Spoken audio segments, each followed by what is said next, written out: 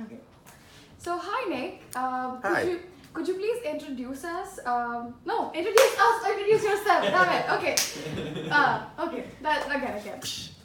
Hi Nick. Could you please introduce yourself for our audience here? Hi, I'm Nick, founder of Volareo, a smart speaker, blockchain music for crypto, commerce, and content. Okay. So what brought you to the Netherlands? My first job, actually, a very, very strange story. I was 26 in Singapore, my first job. Boss asked me, hey, we have an opening in Netherlands, would you want to go? And I said, when? He said, next week. I said, okay. And my friend asked, did you not negotiate a pay package? And I said, what negotiate? So 97, April 10th, I landed in the Netherlands, started an office. Soon enough, the year after, I had the best chance ever to launch Europe's first portable MP3 player. Oh. Yeah. So Wow. always say yes. That's really interesting. Always say when. So you obviously love music. Yes. So when was the first time that you were introduced to it? How? Hashtag love music. So how were you how were you introduced to music? From a very, very young age, actually. I think the first time was when I was 5. My brother had violin lessons, Oh. and I just wanted to have violin lessons too. Your big brother has it, I want it too, and that's how it got started. That's how it is with siblings. Okay, so what was the first album you ever bought, and was it even really good? Yes, I have to think a little bit about it. What was the first album actually? So this is where I want to say something about piracy because back then there's a lot of piracy, especially in Asia when we grew up. So most of the time it was copied cassette tapes. Now you borrow a friend's cassette tapes and you press and then you double tag decks and then you record. So it was not my first album, but to think of which is the first album I actually bought myself. That's a good one.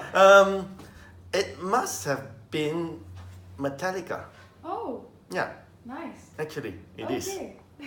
Okay, so moving on to something a bit more serious. What do you think of the current state of the music industry? The music industry, that's good, there's the bad, and there's the ugly side. Yeah. So the good side is that more people have access to music than ever. More people are listening to it because of the digital transformation. That you don't have to actually ship a CD. You don't have to have tapes that get caught up. Just one upload and it's millions or hundreds of millions of people can access it. So you find that more and more people are listening to it. And if you think about it, about 200 years ago, music was only accessible by the rich, playing in the chamber music, and you invite your friends to enjoy. So that was a privilege. And now it's almost a mass consumer rights to have music. So that's the good. The bad is that the musicians are suffering because of this access to music. But the access to music, making it accessible and affordable for masses, solves the piracy problem because that's very important. So we have recovered from that. I think the worst years were about 3 or 4 years ago, and now all the revenue is going up. So the ugly is, while the revenue is going up, the musicians are not getting it. So there is a problem, not with the music itself, but with the music industry itself, the distribution of revenue in music. So that's the good, the bad, and the ugly. Very well put. So, okay, something a bit more lighter. Who is your favorite artist at the moment? Egbert! Yes, it is. So I have a wide variety of music taste. So while I bought my first album, Metallica, and I was same time listening to New Order, like Metallica, New Order. It doesn't really combine Duran and Sting, Sade, jazz, everything, techno, house. And also, for me, it's depending on the mood. And lately, I've found Egbert very interesting. That's nice. Okay. So, clearly you're passionate about music. Yeah. Is that what made you start Volareo? And what was the motivation behind it? Yeah, I realized that a lot of things I've done is always come back to music. So it's gone around. So this is my the fourth music-related startup. Oh. But it's always been like, go around and and then it's back to music again. Yeah. It feels home to me. So I have an adventure and it's like coming home back to music. So what made me start Volareo again is I see that there's a timing that is really ripe for that. There's a solutions out there with blockchain now. It started about 3 years ago with blockchain applying to music, but you see that growing more and more, and you see the industry ready for that kind of change now. And I think the way it is, we are a little bit ahead of the time now. But let's not wait for it to be all everywhere. Yeah. No, let's be the pioneers. And then earlier this year, I think myself and Tom sat down and said, okay, let's just start Twitter accounts, Facebook accounts. Let's see where this takes us. And it is actually the people who saw this little beginning and said like, hey, you know what, that's a good idea, and they gave us the confidence to, that's really, let's do this. That's nice. So thanks to you guys. Okay, so now that you've started Volareo, what is your favorite feature of Volareo? My favorite feature. Can we be favorite features? Yeah.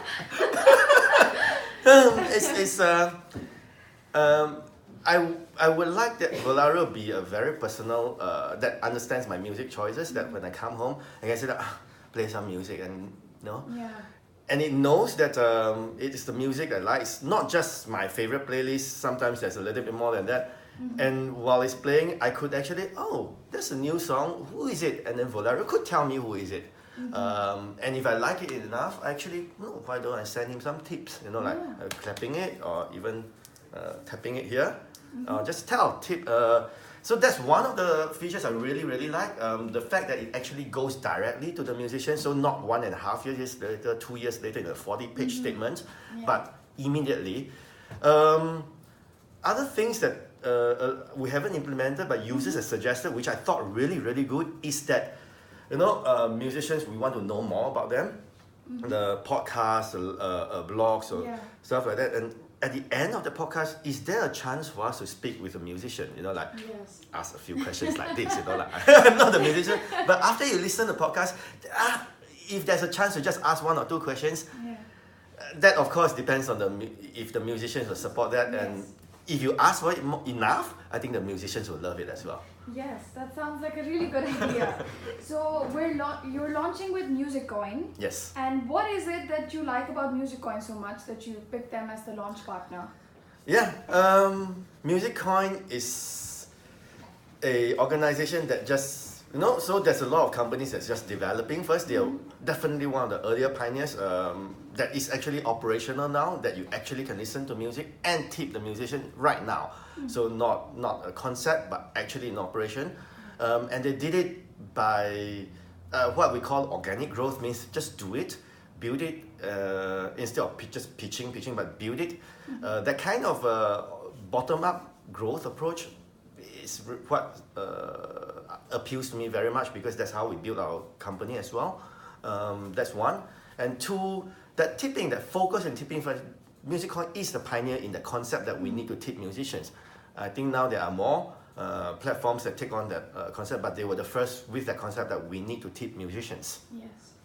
Okay, so you have previously worked on many companies like Rocky and Travis. How do you think that experience will help you with Volareo?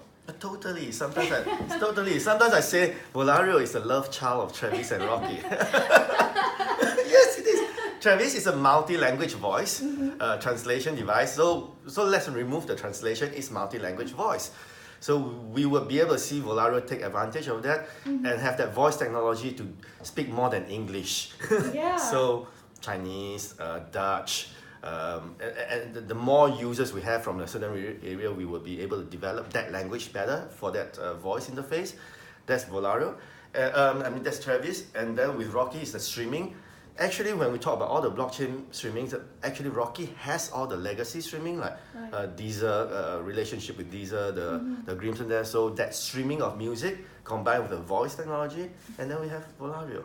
That's perfect. It was meant to be then. Yeah, it's the love child, man.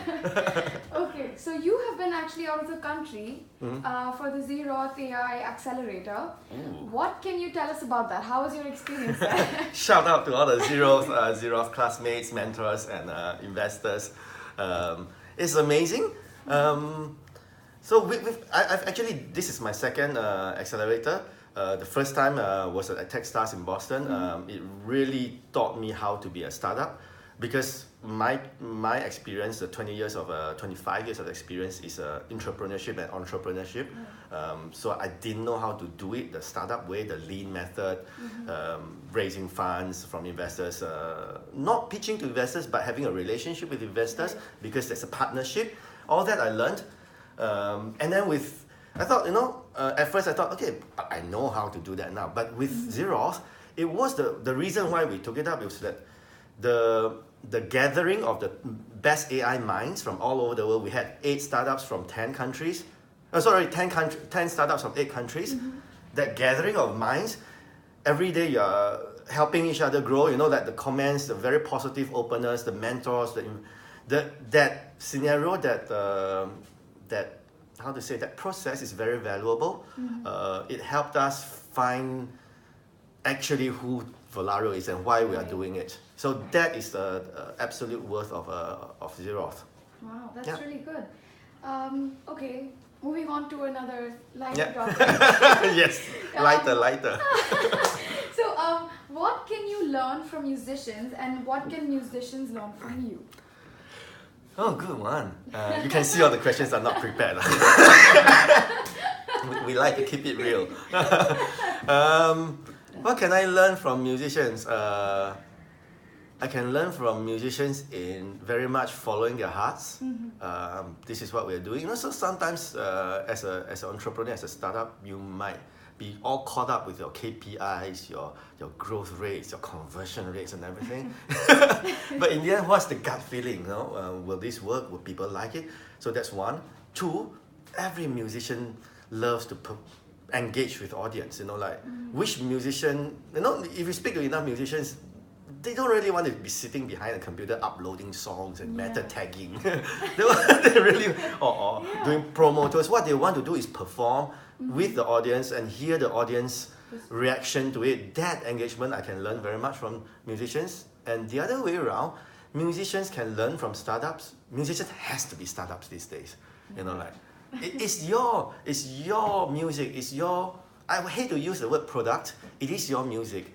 You have to engage your audience. You have to learn who you are speaking with via your music.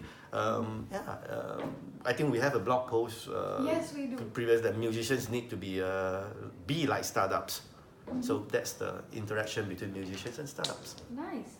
So the last question now. Yeah. Do you have any Volareo exclusives for us?